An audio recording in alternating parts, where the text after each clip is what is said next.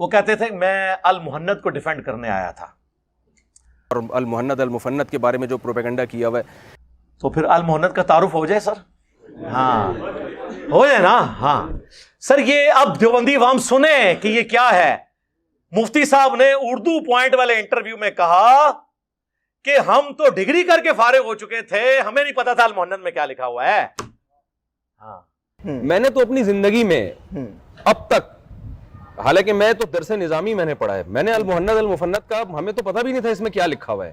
یہ قصے پرانے ہو چکے تھے, یہ بحثیں ختم ہو چکی تھی, نئے سرے سے ایک پرانے قصے اٹھا کے امت میں آگ لگا دینا. اور مجھے کہتے ہیں یہ لوگ جاہل, جو جاہل فارغ التحصیل مفتیوں کو بتائے کہ تمہارے عقیدے وہ ہیں جو المحند میں لکھے ہوئے ہیں, تو اس کی جہالت کے لیے یہی کافی ہے.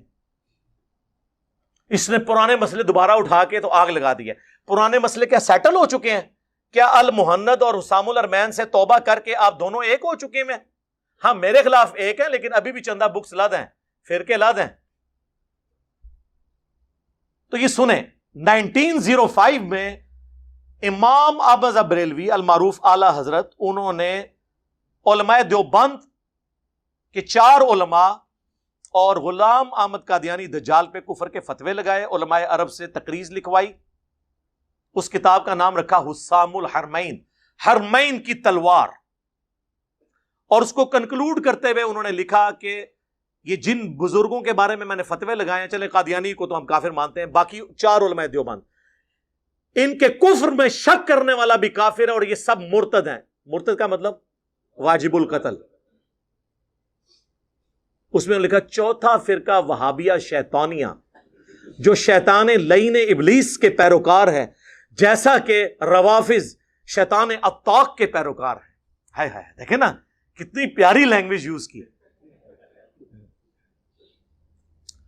اب یہاں پہ انہوں نے علماء دیوبند نے 26 سوالات دیوبند مدرسے میں بھیجے کہ بھئی ہند کے ایک عالم نے آپ کا کچا چٹا کھولا ہے, آپ ہمیں کلیریفیکیشن دیں. اس وقت چونکہ سعودی عرب میں بھی صوفیوں کی حکومت تھی, سلطنت عثمانیہ کی, اور انہی علماء نے حمزہ بریلوی کو 14ویں صدی کا مجدد بھی ڈکلیئر کیا تھا حسام الارمین کی تقریض میں. یہ کہتے ہیں بعد میں علماء نے فتوے واپس لے لیے تھے. سر آپ ذرا المحند غور سے پڑھیں, المحند میں جن علماء کے سائن ہیں نا وہ اور ہیں, اور حسام الارمین والے اور ہیں. انہوں نے نہیں فتوے, ایک آدھ بندے کا بیچ میں ایشو تھا, وہ بھی اس نے فتویٰ نہیں واپس لیا, اس نے احمد بریلوی سے ایک مسئلے میں اختلاف کیا تھا, فتویٰ اس نے بھی نہیں. اس نے کہا اگر یہ اس طرح جو کہہ رہا ہو سکتا ہے یہ غلط کہہ رہا ہو, حالانکہ اعلیٰ حضرت ٹھیک فرما رہے تھے. اچھا, المحند المفند انہوں نے 1906 میں 26 سوالات کے جوابات میں لکھی. کس نے؟ تبلیغی جماعت کے سب سے بڑے گرو شیخ زکریا کاندلوی کے پیر و مرشد خلیل احمد سہارنپوری نے. اور اس کتاب کے اینڈ پہ اشرفی تھانوی نے سائن بھی کیے کہ میں نے اس کتاب کو پڑھا ہے, میں اسے آن کرتا ہوں. 25 علماء کے کم از کم سائن ہیں. اب تو خیر وہ سائن کافی لوگوں کے ہو چکے ہیں, کیونکہ اب موجودہ 15 بھی ایڈ ہو چکے ہیں. تقی عثمانی صاحب, یوسف بنوری صاحب, یہ سب نے اس کو آن کیا کہ ہمارے عقیدے ہیں. حسام الحرمین کے جواب میں انہوں نے کتاب لکھی المحند علی المفند, ہند کی تلوار ایک سٹھیائے ہوئے بابے کے اوپر. اور بابا کسے کہا؟ احمد بریلوی صاحب کو. پاگل سے نیچے تو یہ بات نہیں کرتے, کتابوں کے نام دیکھیں. اور بریلوی خوش ہو رہے ہیں کہ جی المحند المحند.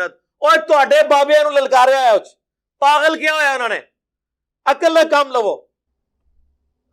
اور اس میں انہوں نے کیا خوبصورت لینگویج استعمال کی. انہوں نے کہا کہ احمد بریلوی اور ان کی جماعت ایک شیطانی لشکر ہے جو علماء دیوبند رضی اللہ عنہم پر حملہ آور ہوا ہے. 14ویں صدی دے مولویوں رضی اللہ عنہم, جیسا کہ شیاطین حملہ آور ہوا کرتے تھے انبیاء پر. انبیاء کے مقابلے پہ جو شیاطین تھے وہ کافر تھے, مسلمان کافر. تو احمد بریلوی اور ان کی پوری جماعت کو انہوں نے پھر کیا کہا؟ کافر. انہوں نے بھی کافر کہہ دیا, انہوں نے بھی کافر کہہ دیا. تو سر میرے نال کو لڑ دے ہو, آپس ہی کھیڈو میچ.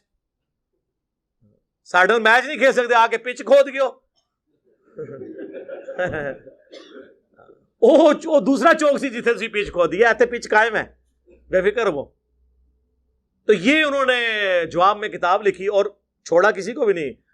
المحند میں انہوں نے لکھا کہ یہ جو وہابی ہیں نا, محمد بن عبد الوہاب کے پیروکار, یہ شیطان کا سینگ ہے جو بخاری مسلم میں آیا. وہ خوارج والی حدیثیں ان کے اوپر لگا دی. آج ریالوں کے چکر میں یہ دونوں کٹھے ہوئے ہیں.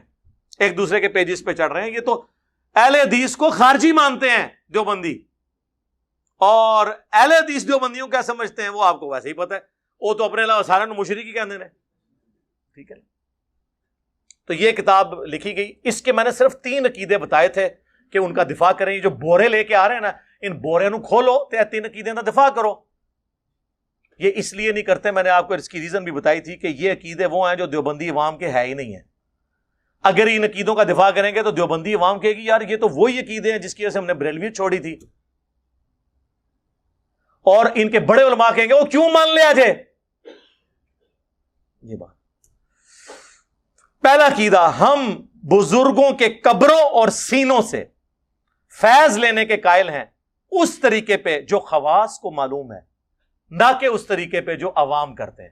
اچھا, عوام جو کچھ کرتے ہیں وہ ہمیں پتہ ہے. عوام کا یہ عقیدہ ہے کہ کسی بزرگ کے ساتھ جپھی ڈال لیں تو بندہ تر جاتا ہے. ٹھیک ہے, عوام قبروں سے جا کے مانگ لیتی ہے, قبر کی مٹی لے جاتی ہے. آپ ہمیں ذرا خواص کا طریقہ بتائیں, آپ کیا ہوتا ہے خواص دا, اس تو بھی پیڑا طریقہ جی سنو. ارواح ثلاثہ اشرفی تھانوی نے کتاب لکھی ہے جس میں انہوں نے 3 دیوبندی بزرگوں کے حالات زندگی لکھے ہیں. یہ وہی کتاب ہے, وہی میاں ہاں, یہ وہی کتاب ہے ارواح ثلاثہ جس میں رشید احمد گنگوئی صاحب قاسم نانوتوی صاحب کو پبلکلی اپنے ساتھ چارپائی پہ لٹاتے ہیں, پھر عاشق صادق کی طرح ان کی طرف چہرہ کر کے ان کے سینے پہ ہاتھ رکھتے ہیں. وہ کہتے ہیں حضرت لوگ کیا کہیں گے؟ وہ کہتے ہیں میاں کہنے دو جو لوگ کہتے ہیں. یہ وہی کتاب ہے, وہی کتاب ارواح ثلاثہ. لکھ رہا کون ہے؟ حکیم الامت اشرف علی تھانوی. کس کے بارے میں لکھ رہے ہیں؟ بانی مدرسہ دیوبند قاسم نانوتوی کے بارے میں. اور ان کا کس کے ساتھ لکھ رہے ہیں افیئر؟